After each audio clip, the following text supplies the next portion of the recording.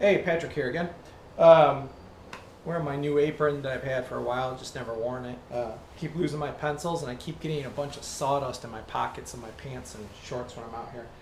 So I'm anxious to get this miter saw station done for a main reason. Even in making this and cutting the plywood sheets here in my garage shop, I have to keep walking around this table in the middle just to create this thing. And not having a miter saw station where I can make some of these cuts is driving me insane. So I've cut up 3 sheets. I've got about 9 more to go to make the base cabinets. I got the drawer slides on order, so those should be here. They're back ordered, so they should be here in a couple weeks. Right about the time I'm probably done making the cuts.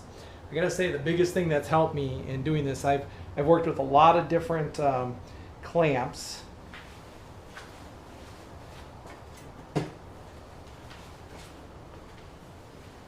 Such as these rip clamps. See where my saw dinged it there. But these things are great. The thing I don't like about these is always having to subtract the distance for your saw blade. So I went ahead and I made one of these cutting boards, just real quick. And it's much simpler to use. You just put I'll show you here in a second, you just put the edge on the line you want to cut. And it cuts right on the line every single time. No counting, no subtracting, no doing any of that. Now I made this quick and dirty. I need to remake it. I just used a straight piece of MDF. Sorry, I'm losing my voice. Okay, I'm going to demonstrate making some cuts here.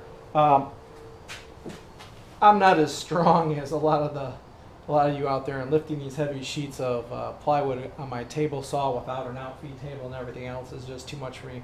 I've got a torn rotator cuff, and I prefer to do this with a circular saw. It's much easier. So here's the setup I do. Lift a piece of plywood up, put blocking underneath it to keep it up off so I can make my cuts safely. I've lined up my rip fence here, rip guide. Going to run the table or the circular saw on this guide. Now, again, like I said, mine's too high, so my motor hits this and wobbles a little bit. You'll see that in a second. Keep the clamps out of the way. Sometimes with this motor, you got to be careful of your circular saw, and if it's going to hit the clamps, you need to move them back a touch. This thing's not going anywhere. Another tip is when you're doing this on your circular saw, make sure your cord is out of the way. If it gets wrapped around a clamp or something, it's going to kind of pull your cut off. The other thing to be careful of is when you're riding this guide, your safety thingy here, not getting too technical, it's late in the day and I'm tired. Your saw guard here will always be up in a position like this as it rides this rail. So you got to be careful with your fingers in this. Now I've gone through and I put some 2x material on both sides of the cut as well as the rest of the sheet to keep it up and even. So I'm going to go through and with my new saw blade here, go through and make this cut and show you how easy it is.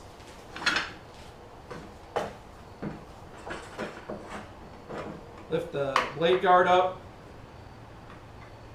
and then I lower the saw into the cut, and then I just, as quickly as I can, make the cut all the way through.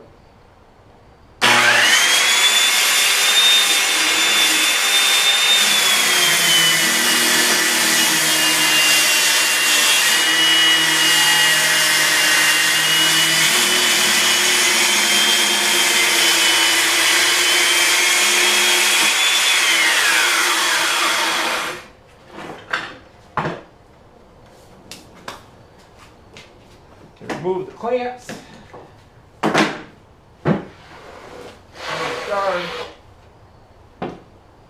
And as you can see in there, I had a little trouble in here in the middle as my circular saw motor was actually hitting the rip fence. But you get some nice clean cuts in there. It's easy to mark, check. 16 inches, 16 inches, 16 inches. So that piece is done. It's pretty much that simple. Now again, I've got like 300 cuts to make, so just go through this pattern by pattern and just keep cutting and keep going, and I'll be done soon enough. Thanks for watching.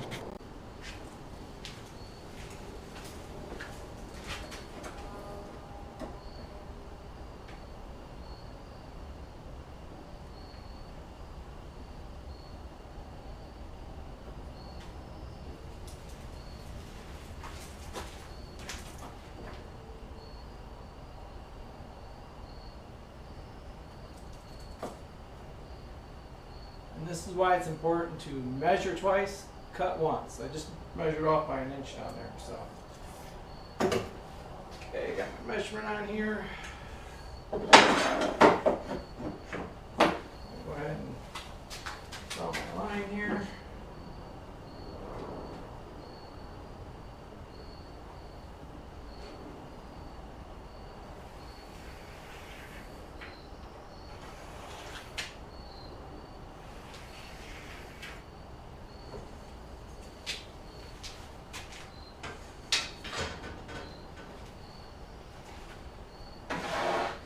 Normally I don't like cutting with the board on the inside of the line, but there's not enough room left on here, so I need to do it here. So what I'm going to do is just back this up a little bit so that the blade of the curve, the saw blade, will cut right through there, right where I want to.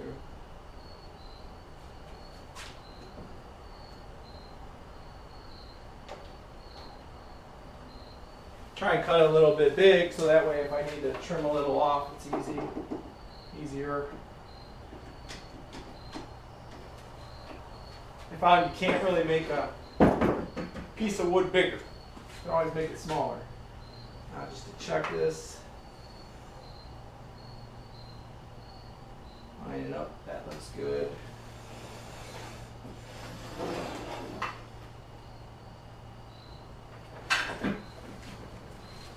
This side just a hair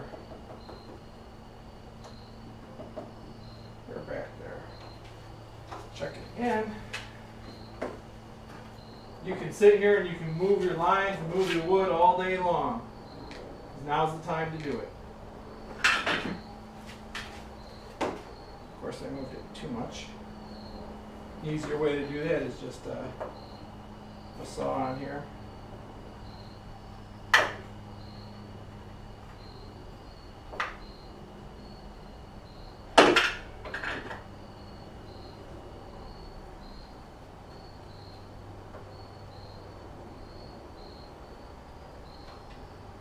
Take me hours to line up and make a cut, that's fine.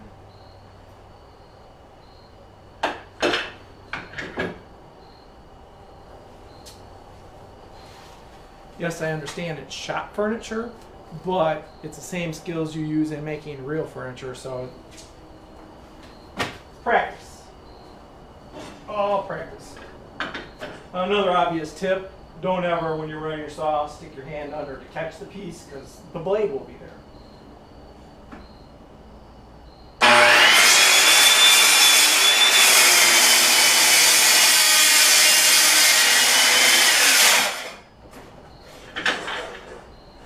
And notice I was trying to do this with one hand and my line strayed right into my workpiece. So I'm trying to recover this.